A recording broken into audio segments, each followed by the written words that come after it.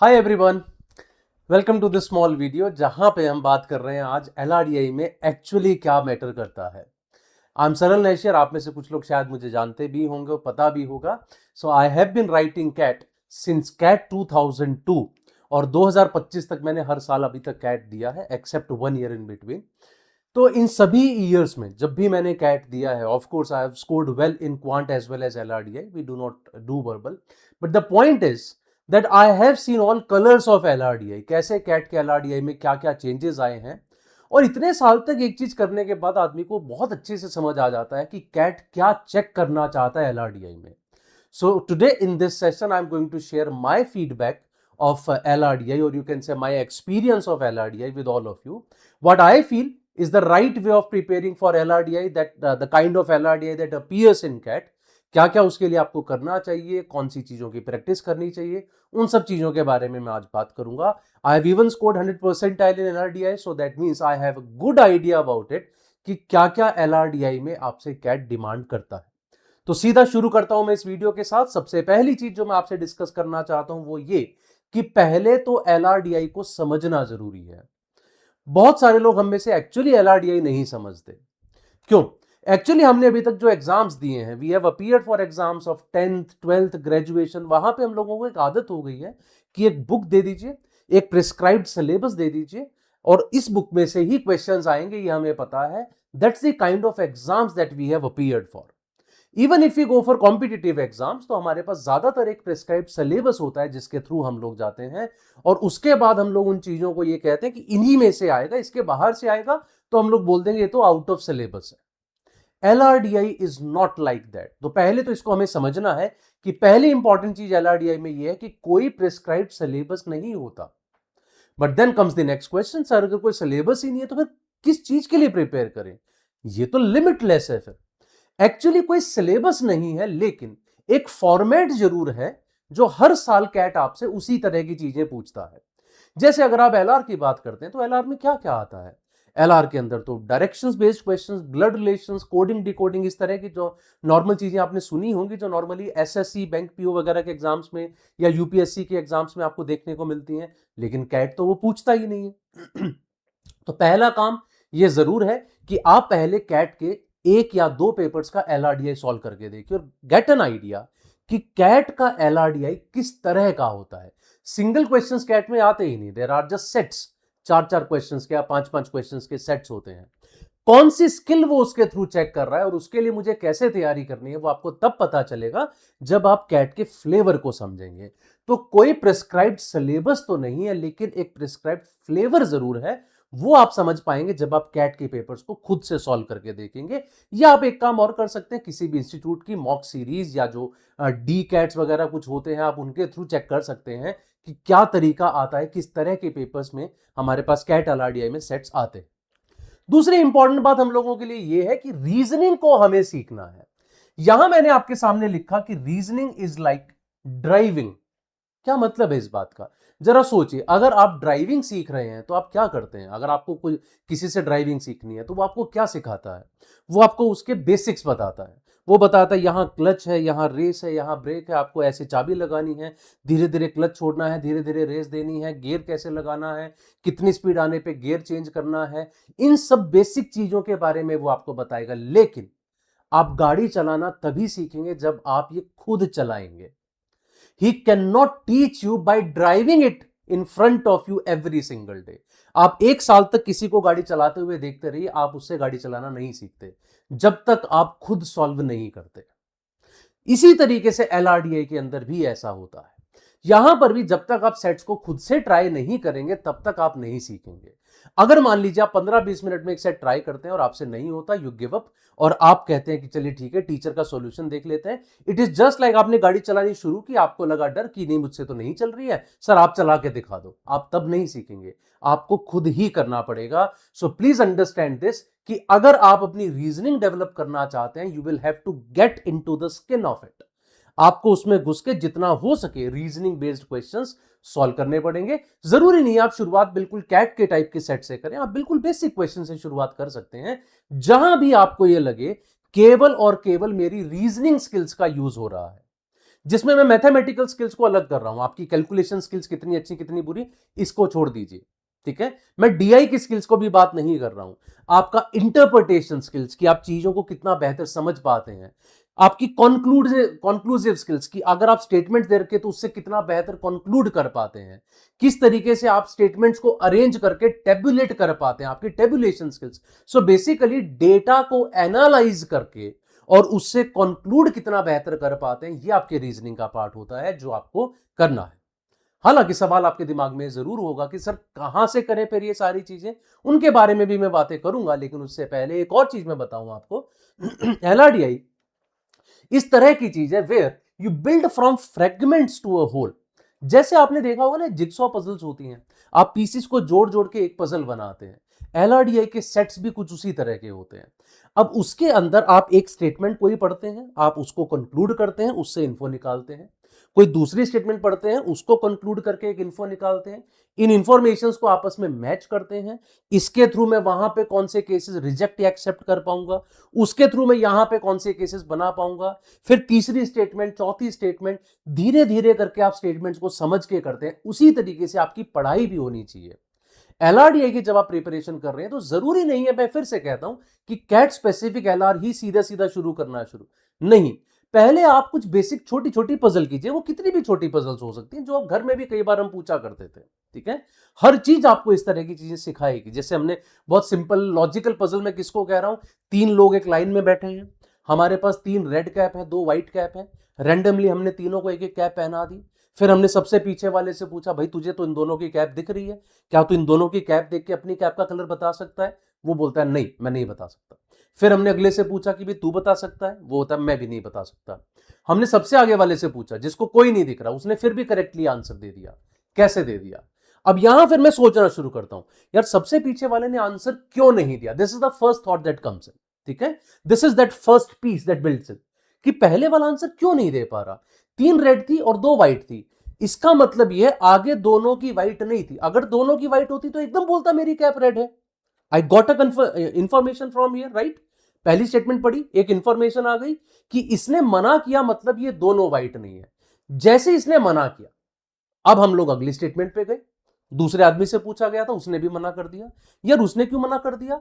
We already have an information कि दोनों की तो व्हाइट नहीं है, तो उसने क्यों मना किया? तो उसने आगे देखा होगा, अगर आगे उसको व्हाइट दिखती तो ये तो समझ जाता मेरी रेड है, क्योंकि दोनों की व्हाइट तो है नहीं, पिछली इंफॉर्मेशन इसके पास है। So this is how we add that piece into that previous piece and that's how LRDI is solved.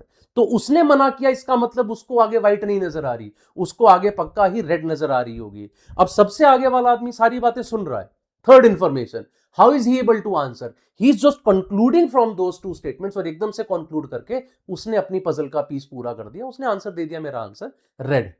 That's what we mean by just building those fragments to a whole, ठीक है। ये हमें आदत डालनी पड़ेगी, quant में नहीं होता क्योंकि सिंगल क्वेश्चंस होते हैं, ठीक है।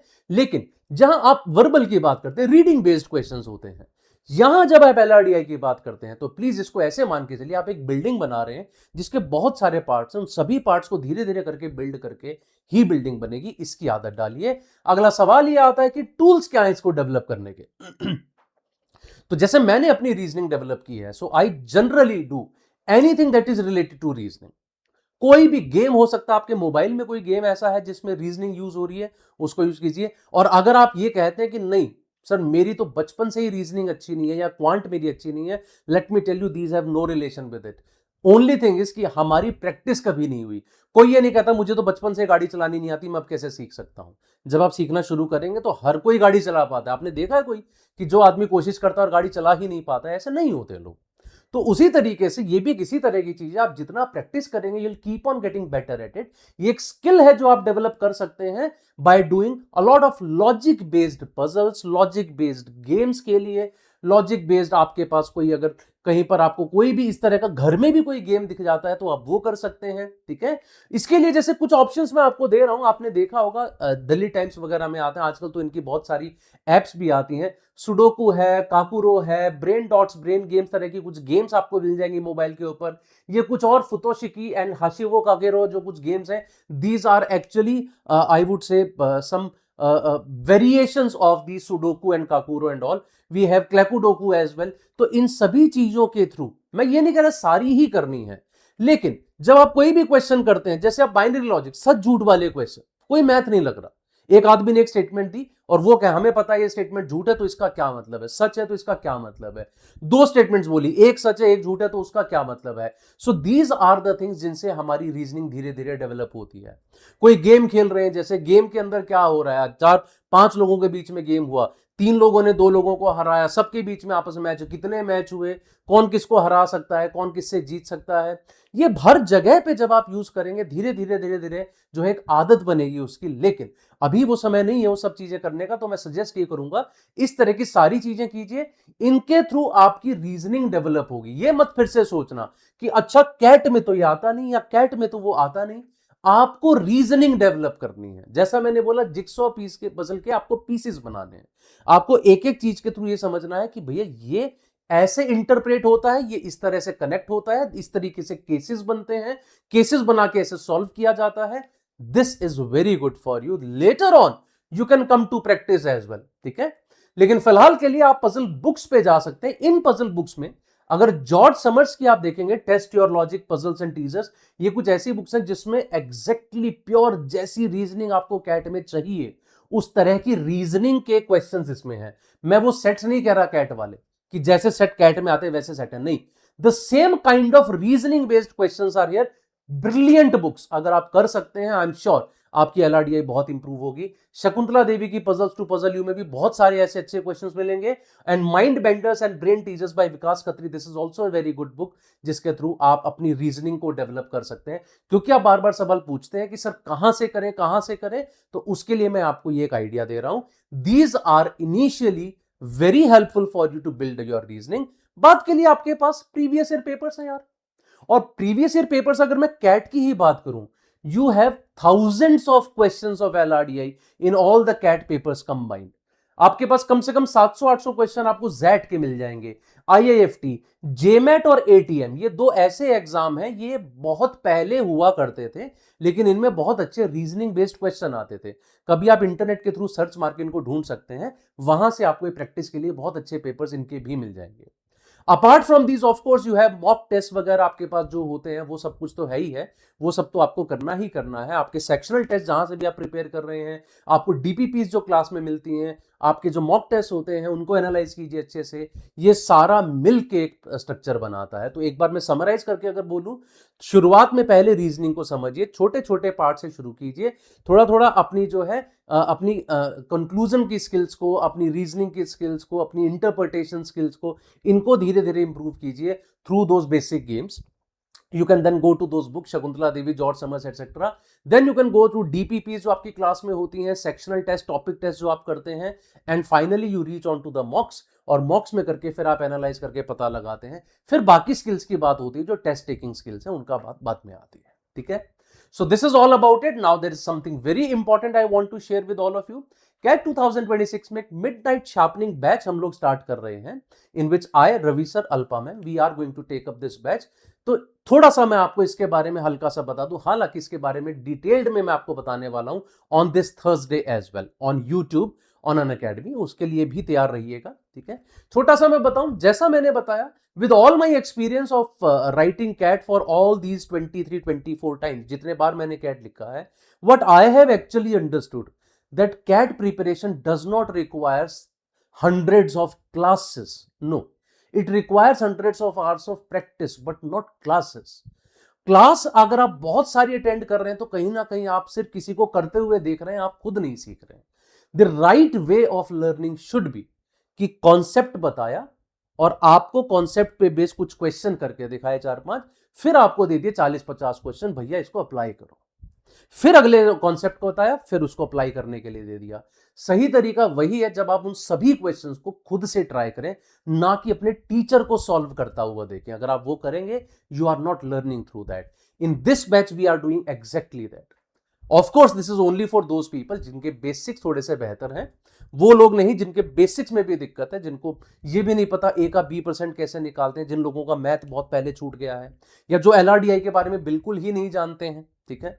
या इंग्लिश बहुत ज्यादा खराब है, तो उनके लिए नहीं है। अगर आपके बेसिक्स इन प्लेस हैं, you should join this batch. और इसमें हम लोग एक्चुअली ये बैच मिडनाइट शार्पनिंग इसको इसीलिए बोल रहे हैं because it is for all the people who are working executives और who are repeaters of CAT. तो वो रात को नॉर्मली क्लासेस अटेंड कर सकते हो, तो इसकी सारी क्लासेस रात को 10 बजे होंगी, ठीक है।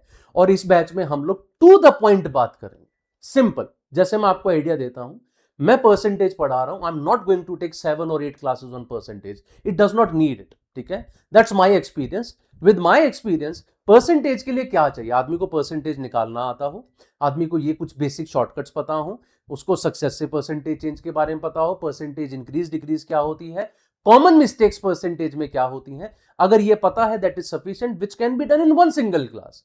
आई will take one class on percentage, it's as simple as this, ठीक है। उसके बाद मैं आपको क्वेश्चंस दूंगा प्रैक्टिस करने के लिए, ये लीजिए 40-50 क्वेश्चंस प्रैक्टिस कीजिए। फिर मैं एक क्लास लूंगा एसआईसीआई की, जितना एसआईसीआई के लिए चाहिए वो एक क्लास में हो जाता है बेसिक्स। फिर मैं आपको क्वेश्चंस दूंगा करने के लिए। That's how we are taking it up, ठीक है। I am not going to take hundreds of classes, that's not needed. So it's only for those people जिनका डायरेक्ट टारगेट एक है, कैट क्लियर करना है, बहुत ज्यादा क्लास नहीं करनी, खुद से मेहनत करनी है, गाइडेंस एक चाहिए टीचर से, टीचर हमें हमारे साथ बताएगा जरूरत किस किस चीज की है, वो सब हमें वहां पे उन क्लास में मिल जाएगा। बाकी काम फिर हमारा है। जो लोग ये समझ गए हैं वही लोग इस बैच को ज्वाइन करेंगे, बाकी लोग नहीं ज्वाइन करेंगे। नॉर्मली जैसे हम लोग अपने आम बैचेस में कई बार बहुत स्लो चलते हैं क्योंकि बच्चों के बेसिक्स बहुत वीक होते हैं। This is not a batch for those people, right. We are not going to go very slow, we are just going to do all the things assuming basics सबके ठीक है, ऊपर की फाउंडेशन बिल्ड करेंगे, आप building बनाइए। That's how we are going to go ahead with it. Thursday को मैं इसके बारे में फिर से डिटेल में बात करूंगा, join this guys. Secondly, currently Unacademy is giving you a flat off of 50%, ठीक है। 15499 में आपको कैट का प्रोग्राम मिल जाता है, that too with CAT assure, जिसके बारे में आपको पता लगेगा। कैट अश्योर क्या है? By let's say God forbid आपका अगर किसी वजह से इस साल कैट क्लियर नहीं होता, so next year you can join with us, ठीक है। This fee would be adjusted into that, plus you can use the code unlock for this. We are also starting a batch for CAT 2027. It's the foundation batch that we are going to start very soon. So you can join this batch as well if you are appearing for CAT 2027. That's all from my side, guys. I hope you like this session. If you have any further questions, you can put it in the comment section. I'll shortly answer. If you have any further doubts about it or if you have any request of further videos, please put it in the comment section. And if you want more questions on LRDI or something, just write more in the comment section and I'll give it to you then.